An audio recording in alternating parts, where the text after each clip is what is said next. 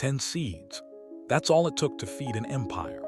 There is a seed so packed with protein that Roman soldiers carried it instead of meat on 40-mile marches.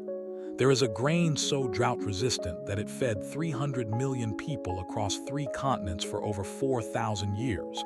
And today you cannot find it in a single American grocery store.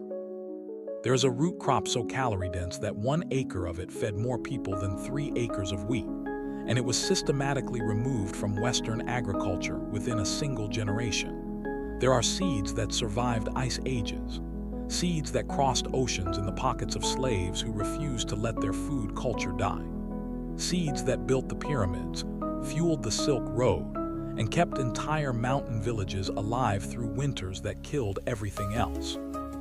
And yet, if you walked into any garden center in America today, you would not find a single one of them. Not one. These are not exotic laboratory hybrids. They are not expensive.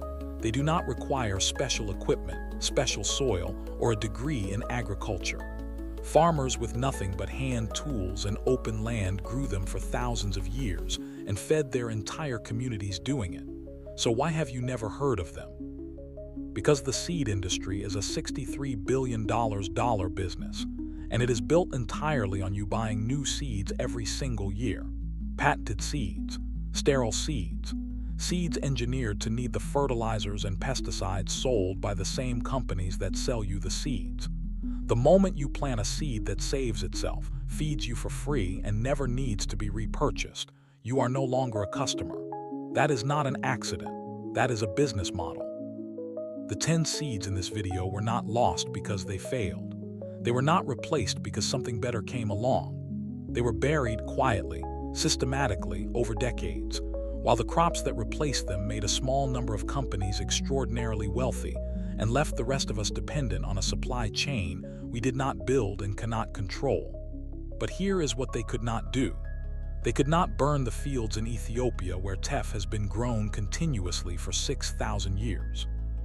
They could not stop the Hopi farmers in Arizona who kept their ancient blue corn alive through every drought, every policy, every generation of pressure to modernize.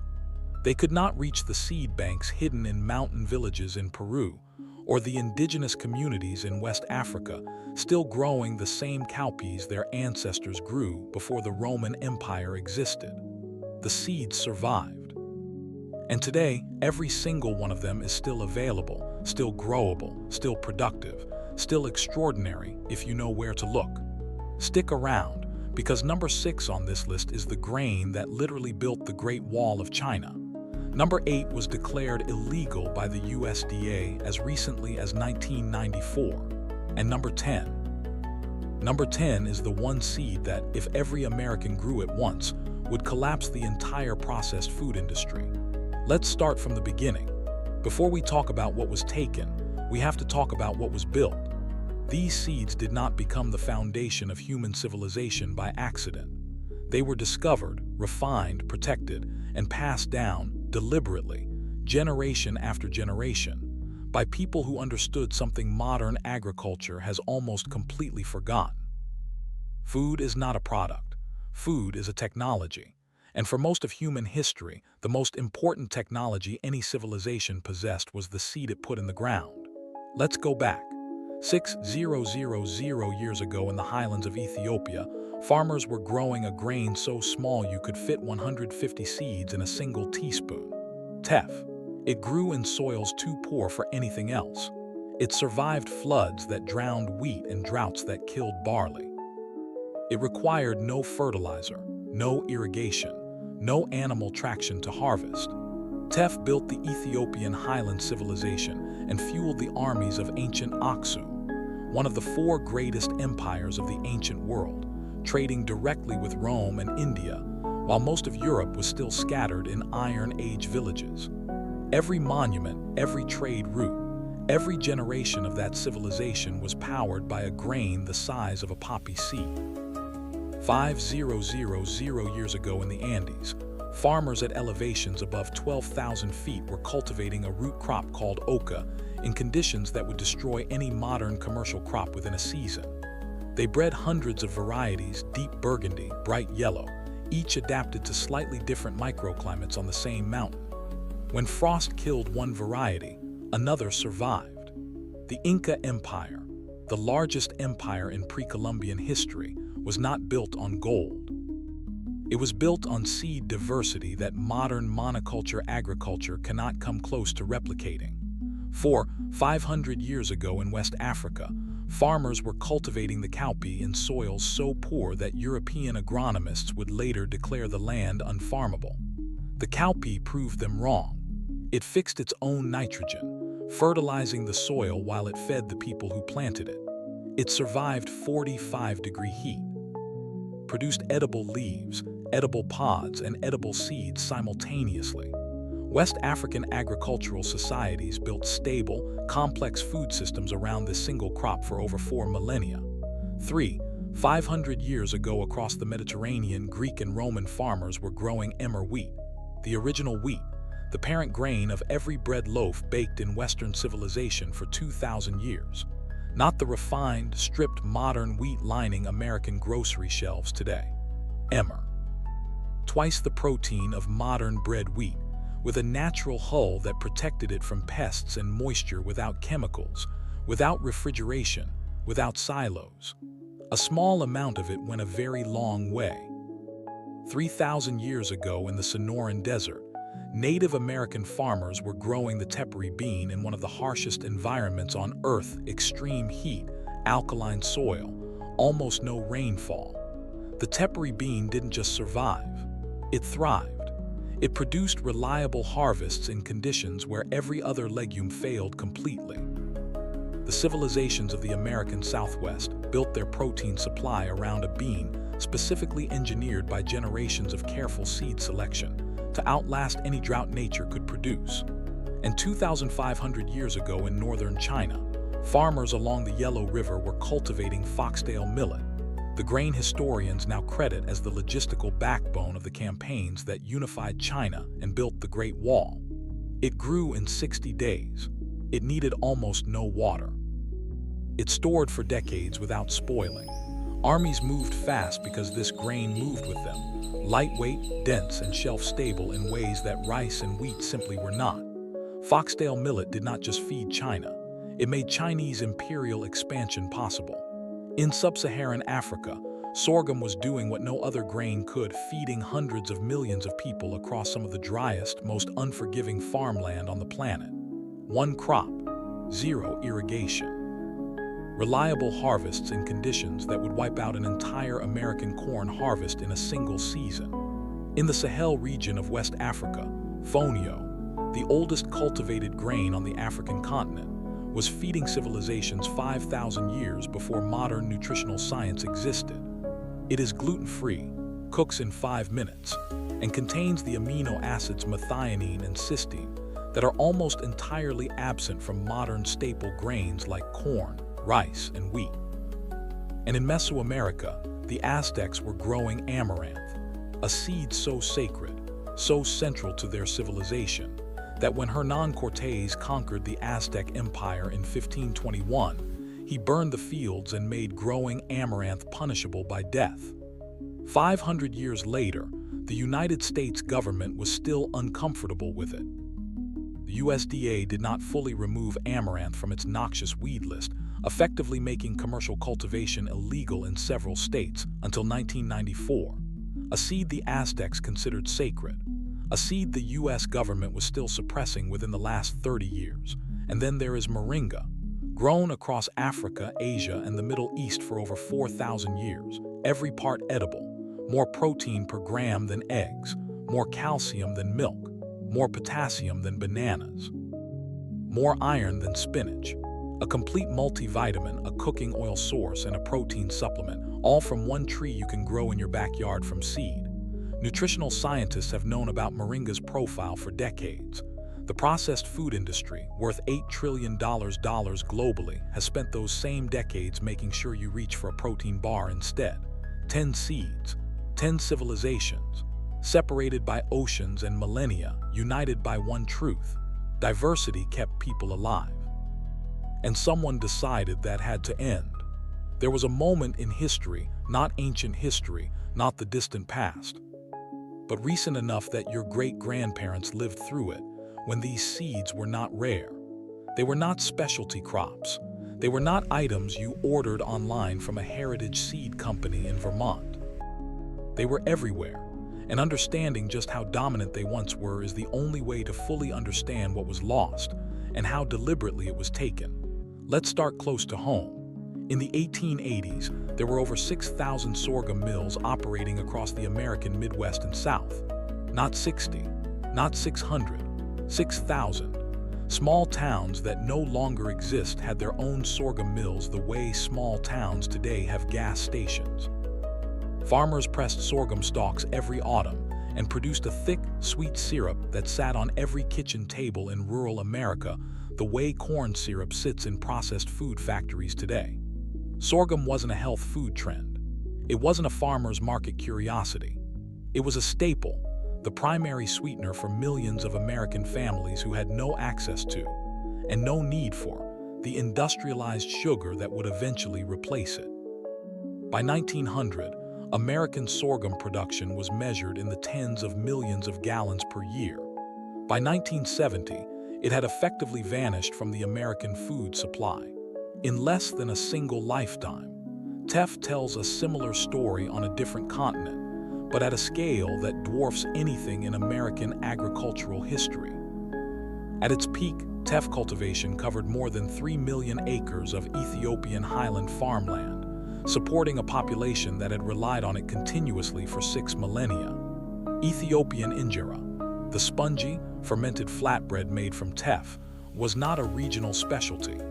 It was the plate, the utensil, and the food simultaneously, eaten at every meal by tens of millions of people across the Horn of Africa. Teff was so central to Ethiopian identity that during the Italian occupation of Ethiopia in the 1930s, Mussolini's agricultural advisors specifically recommended replacing teff with European wheat varieties as a tool of cultural erasure. If you want to break a civilization, you start with its seeds. Amaranth, before Cortés burned the fields, was one of the 3 primary crops of the Aztec Empire, alongside corn and beans, in a trio so nutritionally complete that modern dietitians now call it one of the most sophisticated food systems ever developed by any civilization. Aztec tribute records, stone carvings that functioned as tax documents, show that the empire collected 200,000 bushels of amaranth annually from subject territories. It was currency. It was food. It was medicine. It was religion.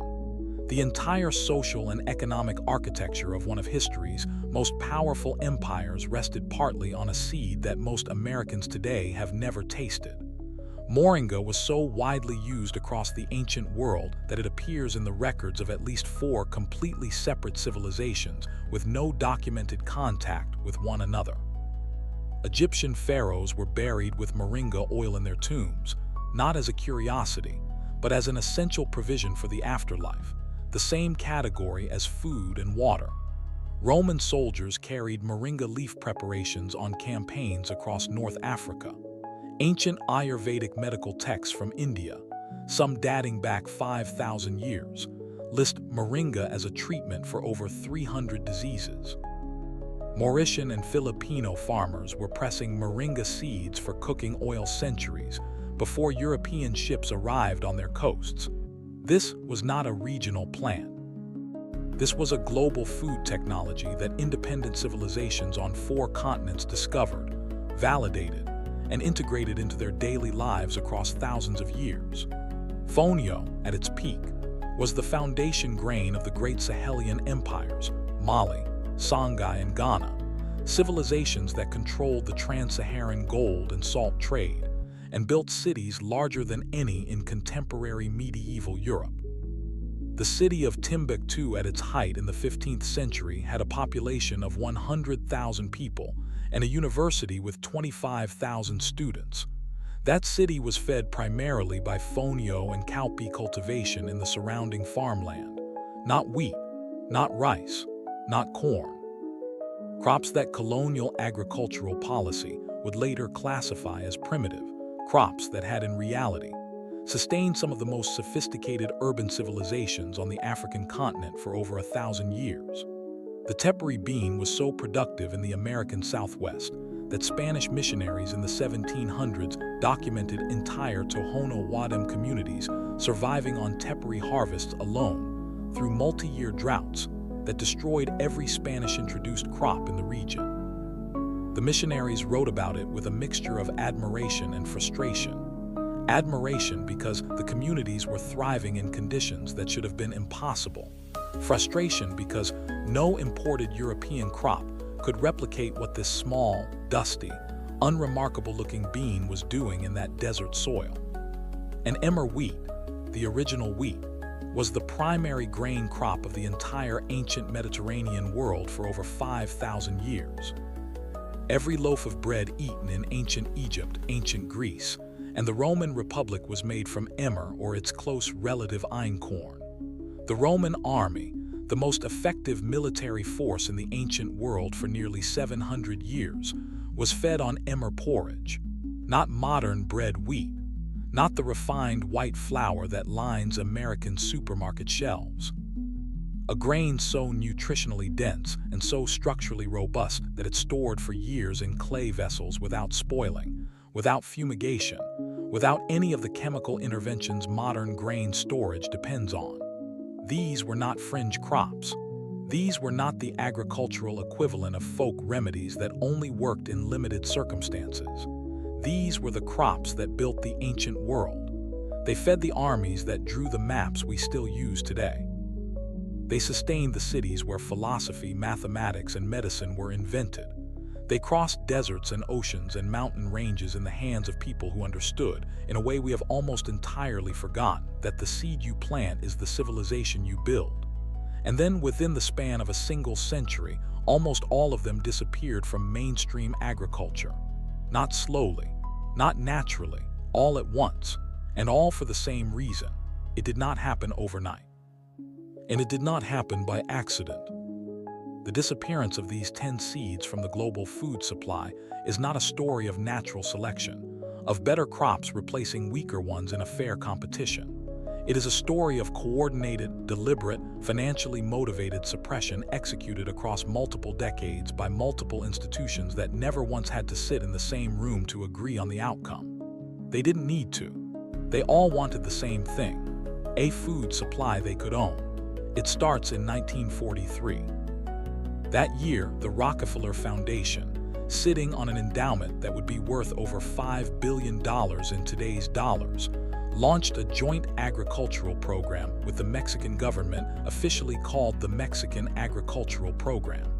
Unofficially, historians now call it the beginning of the Green Revolution. The stated goal was noble: end world hunger by dramatically increasing crop yields. The method was specific: replace the diverse, locally adapted indigenous seed varieties that farmers had cultivated for thousands of years with new high-yield hybrid varieties, varieties that were scientifically engineered to produce more grain per acre, but that could not reproduce themselves, varieties that had to be purchased every year from the companies that held the patents.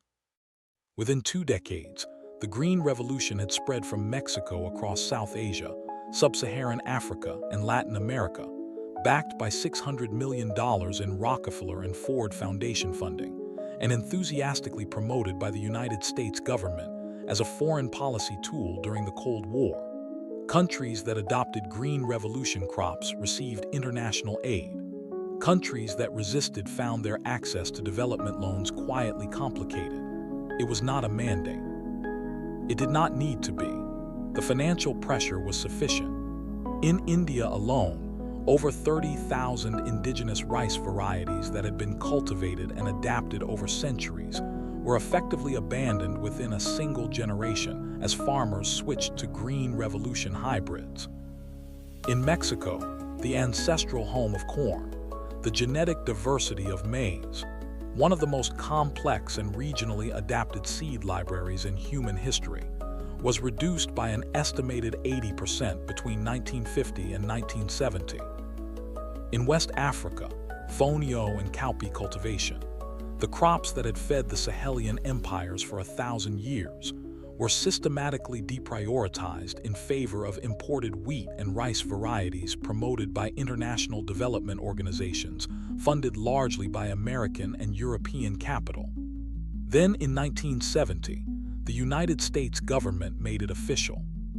The Plant Variety Protection Act passed through Congress with almost no public debate and received almost no mainstream press coverage. What it did was simple and devastating. It extended intellectual property protections to seed varieties for the first time in American history. For the first time, a corporation could legally own a seed, could patent the result of generations of farmer knowledge and natural adaptation, file the paperwork, and collect royalties every time that seed changed hands. The indigenous crops teff, fonio, tepary bean, oca had no corporate owners. No one had filed the patents. No one was collecting the royalties, which meant no one had any financial incentive to promote them, distribute them, or keep them in the commercial supply chain. The patented seeds had billion-dollar marketing budgets behind them. The ancient seeds had nothing. Through the 1980s and 1990s, the seed industry consolidated with a speed that was almost incomprehensible. In 1980, there were thousands of independent seed companies operating across the United States. By 2009, 3 corporations, Monsanto, DuPont, and Syngenta, controlled 53% of the entire global commercial seed supply. By 2018, following a wave of mergers that antitrust regulators waved through with minimal resistance, that number had collapsed further.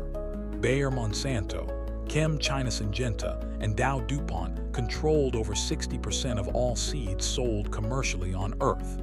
3 companies, 60% of the world's food supply at the genetic level. Each one holding portfolios of patented varieties engineered to perform best when paired with the proprietary fertilizers and pesticides sold by the same 3 companies. Amaranth got special treatment. Despite being one of the most nutritionally complete grains ever documented, despite feeding the Aztec Empire for centuries, amaranth spent most of the 20th century on the USDA's federal noxious weed list. That classification made commercial cultivation effectively illegal across large parts of the United States. It was not removed from that list until 1994. The justification was that amaranth could spread as a weed into commercial crop fields. The effect was that an entire generation of American farmers never grew it, never sold it, and never built the commercial infrastructure that would have made it a viable alternative to the commodity crops. The USDA was simultaneously subsidizing to the tune of $20 billion per year. Sorghum, the crop that 6,000 American mills were processing in the 1880s, was not banned. It was simply starved.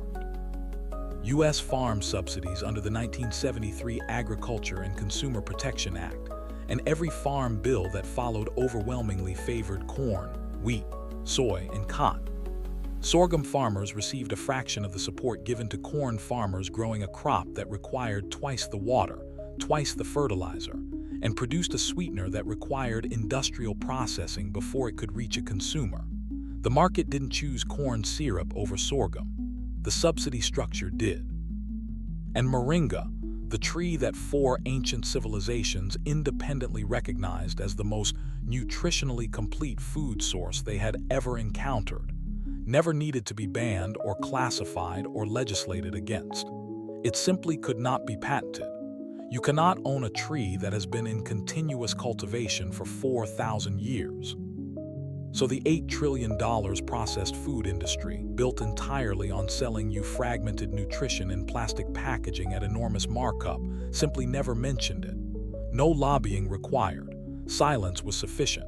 This is how you bury a seed. You don't burn the fields, not anymore. You patent the competition. You subsidize the replacement. You classify the threat as a weed. You fund a revolution and call it humanitarian aid. You consolidate the industry until the people who might have grown these crops have nowhere left to sell them. And then you wait for the knowledge to die with the last generation that carried it.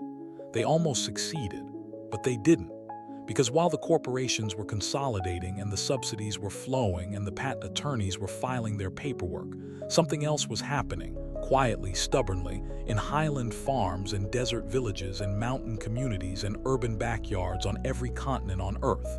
People were saving seeds, not as an act of protest, not as a political statement, simply because their grandmothers had saved seeds, and their grandmothers' grandmothers had saved seeds, and somewhere in the unbroken chain of that knowledge was the understanding that a seed you save is a seed nobody can sell back to you. Meet the communities that refuse to let these 10 crops die. In the highlands of Ethiopia, teff never left. While the Green Revolution was dismantling indigenous seed systems across South Asia and Latin America, Ethiopian highland farmers, many of them women who had managed household seed stocks for generations, simply kept doing what they had always done. They selected the best plants at harvest. They dried the seed heads carefully. They stored them in clay vessels sealed with beeswax, the same vessels their great-grandparents had used.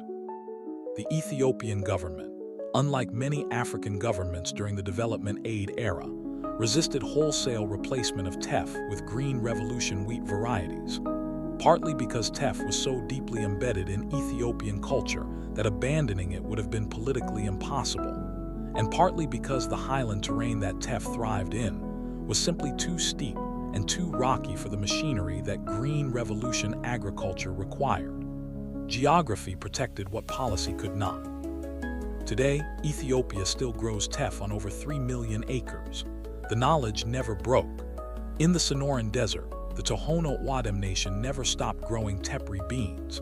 Through every wave of colonial agricultural policy, through every federal program designed to modernize reservation farming, through decades of commodity food programs that flooded Native American communities with processed flour, canned goods, and refined sugar, the Tohono O'odham kept their tepary bean plots. They called it Bowie, and they understood, in a way that no agricultural policy document has ever fully captured, that Bowie was not just food. It was identity. It was continuity. It was the physical proof that their agricultural knowledge had survived. In the 1980s, when type 2 diabetes reached epidemic levels in the Tohono O'odham community, driven almost entirely by the replacement of traditional foods with commodity foods, tribal elders and community health workers began a formal seed revival program. They went house to house. They found the families who had never stopped saving. They rebuilt the seed stock from what remained.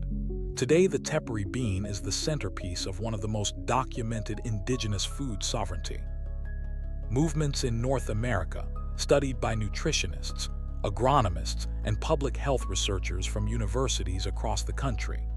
In the mountains of Peru and Bolivia, Andean farming communities maintained oca cultivation through 5 centuries of colonial disruption, with a method so simple it is almost impossible to suppress. They never grew it in large, consolidated fields.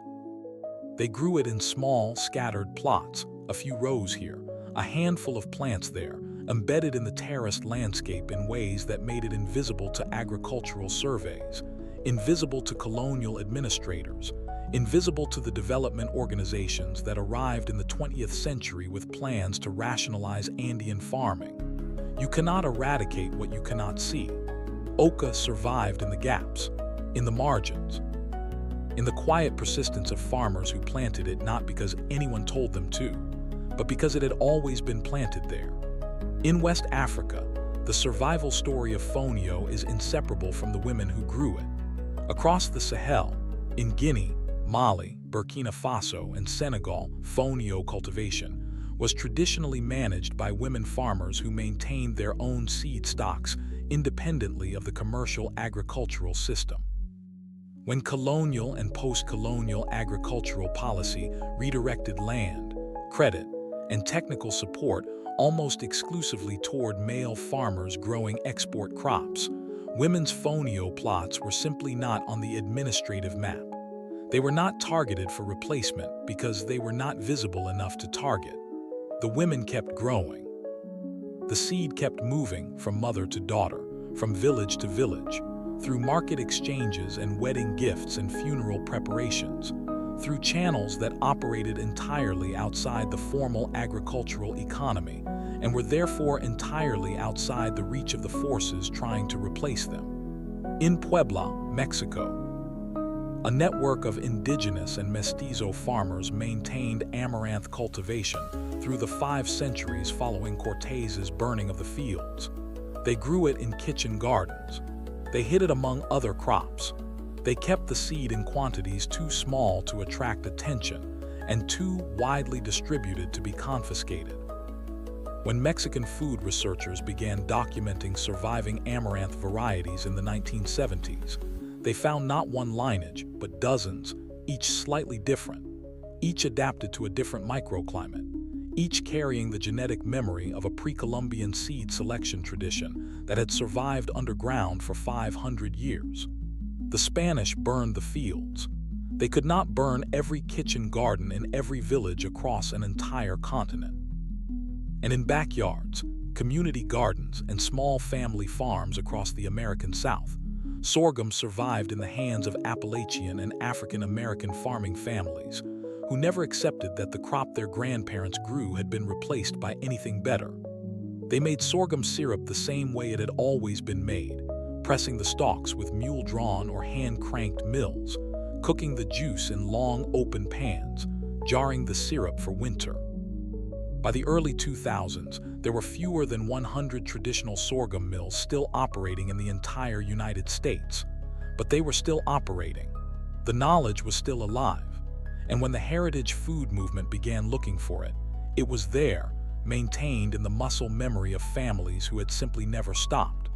This is what the corporations, the foundations, and the policy architects fundamentally miscalculated. They assumed that if you removed a crop from the commercial supply chain, you removed it from the world. They forgot that the commercial supply chain is not where seeds actually live. Seeds live in communities, in families, in the hands of people who understand that some knowledge is too important to outsource. The seeds survived because people survived, and people survived because they never fully trusted the system that was trying to replace them. The knowledge is still here. And right now, we are going to show you exactly what to do with it. Everything you have heard in this video up to this point has been history. What comes next is yours, because every single one of these 10 seeds is still available, still growable, still productive, still extraordinary. And not one of them requires a permit, a patent license, a large plot of land, or anything more sophisticated than a packet of seeds, a patch of soil, and the willingness to do something your great-grandparents would have considered completely ordinary. Let's go through them one by one: what to grow, where to get it, and exactly what it will do for your family. Teff is the easiest grain crop you will ever grow. It requires no fertilizer, tolerates poor soil, and produces a harvest in as little as 60 days from seeding. A 100 square foot plot of teff will yield approximately 2 to 3 pounds of grain, enough to make injera, porridge, or teff flour for weeks. You are looking for ivory or brown teff seed from Ethiopian heritage suppliers. Bob's Red Mill sells teff flour in most American grocery stores, but if you want the seed to plant, look for suppliers like Baker's Creek Heirloom Seeds or Territorial Seed Company. A single packet costs under $4. That $4 packet, replanted from its own harvest season after season, never needs to be purchased again. Oca is grown from small tubers the way potatoes are grown, planted in spring, harvested in late autumn after the first frost triggers the tubers to sweet. It thrives in cool climates and poor soils, produces generous harvests with almost no inputs, and tastes like a cross between a potato and a lemon. Heritage Oca tubers are available from Cultivariable, a small Washington state nursery that maintains one of the largest collections of Andean root crops in North America. A starter set of mixed varieties costs around $15 and produces enough tubers to replant indefinitely from the first harvest. Cowpea, also sold as black-eyed pea, is available at virtually every garden center in America, which means the suppression of this crop was never total. but most gardeners dramatically underestimate what it can do. It fixes nitrogen directly into your soil, meaning every season you grow cowpeas, you are building fertility for every crop that follows. Plant it as a cover crop between your vegetable beds, harvest the pods for fresh eating in summer, and let the final harvest dry on the vine for protein-dense dried beans that store for 2 to 3 years in a sealed jar. A 1-pound bag of cowpea seed, enough to plant a significant garden bed, costs under $6 at most farm supply stores. Emmer wheat is available through Bluebird Grain Farms in Washington State and several heritage grain suppliers online. It grows like modern wheat, but requires none of the fungicide applications that modern bread wheat depends on because its natural hull protects the grain from disease and moisture throughout the growing season. A 5-pound bag of emmer seed, enough to plant a 500-square-foot grain plot, costs approximately $12. That plot will yield enough emmer flour for dozens of loaves of bread with a nutritional profile that commercial whole wheat bread cannot match. Tepary bean seed is available through Native Seed Search, a Tucson-based nonprofit seed bank that has spent 4 decades collecting and preserving indigenous Southwest crop varieties. A packet costs $3.50. If you live in a hot, dry climate where other beans consistently fail, the American Southwest, Southern California, the arid Intermountain West, tepary bean is not just an alternative. It is the correct crop for your conditions. It will outperform every commercial bean variety in your seed catalog in heat and drought, without irrigation, without fertilizer, without any of the inputs your current beans require to survive a dry summer. Foxtail millet, the grain that built the Great Wall, grows to harvest in 45 to 60 days, making it one of the fastest grain crops available to the home gardener. It is drought-tolerant, bird-resistant once the heads dry, and produces seed heads so densely packed that a small plot yields a surprisingly large harvest. It is available through Uprising Seeds and Southern Exposure Seed Exchange for under $4 per packet. Grind it into flour, cook it as a porridge grain, or use it as a high-protein birdseed crop that also feeds your family. In a food storage context, foxtail millet stored in sealed containers at room temperature remains viable for up to 20 years. Sorghum seed, both grain and syrup varieties, is available through Baker Creek Heirloom Seeds and Sand Mountain Herbs. A packet of sweet sorghum seed costs under $4. Planted in a sunny location with average soil, sorghum grows 8 to 12 feet tall, produces grain heads that can be harvested for flour or whole grain cooking, and generates stalks that can be pressed for syrup the same way Appalachian families press them for 200 years. 1 packet of seed planted on a quarter acre produces enough grain to provide meaningful caloric contribution to a family's food supply through an entire winter. Amaranth seed is perhaps the most widely available of all 10 crops on this list, available at nearly every garden center in America, usually marketed as an ornamental flower. The same plant, the same seed. Grown as a grain crop rather than a flower bed, a single amaranth plant produces up to 50,000 seeds per season, seeds that are 13 to 18% complete protein, containing all 9 essential amino acids in proportions that the Food and Agriculture Organization of the United Nations has formally recognized as superior to most animal proteins.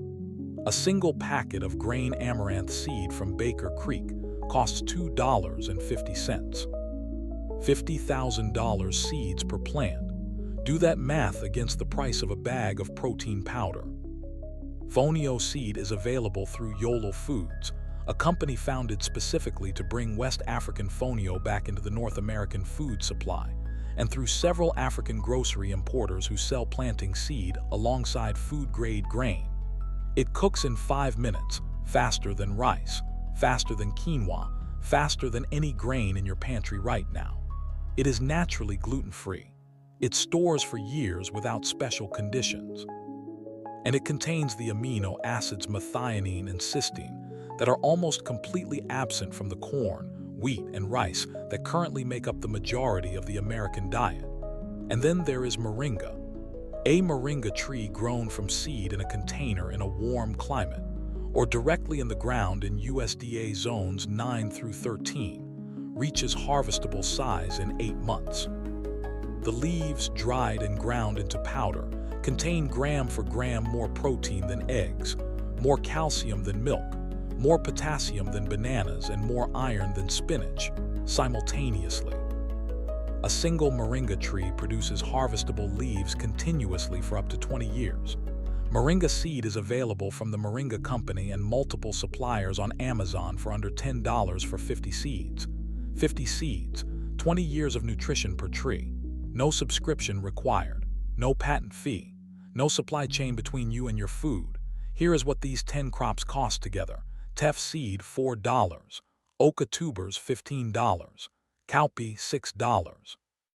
Emmer wheat, $12. Tepary bean, $3.50. Foxtail millet, $4. Sorghum, $4. Amaranth, $2.50. Fonio, $8. Moringa, $10. Total, $69. $69 for 10 seed varieties that fed entire civilizations, that survived ice ages and colonial suppression and corporate consolidation and government classification, that are still here, still viable, still productive, waiting for someone to plant them. You don't need a farm. You don't need a tractor. You don't need a permit or a patent license or a conversation with anyone who profits from keeping you dependent on a supply chain you did not build. You need $69 and a patch of ground, and the knowledge that what was buried can be dug up. Step back for a moment and consider what you have just learned, not as a gardening lesson, not as a history lecture, but as a pattern. 10 seeds, 10 civilizations, 4 continents, 6,000 years of accumulated human knowledge about how to feed a family, sustain a community, and build something that lasts quietly, systematically, and deliberately removed from the mainstream food supply within a single century. Not because these crops failed, not because something genuinely better replaced them, but because they could not be owned, because they could not be patented. Because a food supply built on teff and amaranth and moringa and tepary beans is a food supply that does not need the companies that currently control what you eat. That is the injustice, and it is real. But here is what I want you to sit with as this video ends. They buried the seeds. They could not kill them. Every crop in this video survived because ordinary people, farmers in highland Ethiopia, women in Sahelian villages, Tohono O'odham elders in the Sonoran Desert, Appalachian families pressing sorghum in hand-cranked mills, made a quiet daily decision to keep going. Not heroically, not dramatically, just persistently, just stubbornly, just by doing what their grandparents had done and trusting that the knowledge was worth carrying forward. They were right, and now the knowledge has reached you. What you do with it is entirely your decision. You do not have to plant all 10 crops. You do not have to overhaul your garden or your pantry or your relationship with the food system overnight. But if even one seed from this list finds its way into your soil this season, if one packet of amaranth or one handful of tepary beans or one moringa seed pressed into a pot on your back porch takes root and grows, then the chain that those farmers kept alive across centuries continues. Through you. In your yard, in your hands, that is not a small thing. The corporations that consolidated the seed supply were betting on your disconnection. They were betting that convenience would win, that the distance between you and your food would grow wide enough that you would stop noticing what had been taken. For a long time, for most people, that bet paid off. It does not have to keep paying off. If this video gave you something, a name you didn't know, a seed you hadn't considered, a piece of history that no textbook ever handed you, consider subscribing. Not for the content, but because what we are building here is a community of people who have decided that knowing where their food comes from and having the skills to grow it themselves is non-negotiable. That community grows every time someone new finds this channel, just like seeds grow every time someone new decides to plant them. The seeds are still here, the knowledge is still here, and now so are you. Before you go, 2 quick things. First, drop a comment right now and tell me, which of these 10 seeds are you planting first? Whether it is a pot of moringa on your back porch, a row of tepary beans in a dry corner of your yard that nothing else will grow in, or a $2.50 packet of amaranth that produces 50,000 seeds in a single season? Tell me below. I read every comment, and more often than not, the answers you leave down there are what shape the next video on this channel. Second, if you are not subscribed yet, hit that button now. Not because the algorithm needs it, though it does, but because this channel exists for one reason: to make sure the knowledge that was almost lost does not get lost again on our watch. Every week we go deeper into the seeds, the soil, the preservation methods, the forgotten skills that kept families fed through depressions and droughts and disruptions that make today's supply chain problems look minor. This is not a gardening channel. It is a knowledge recovery operation, and it is built entirely by and for people who have decided that dependence is a choice, and they are choosing differently. The seeds are still here. Come grow with us.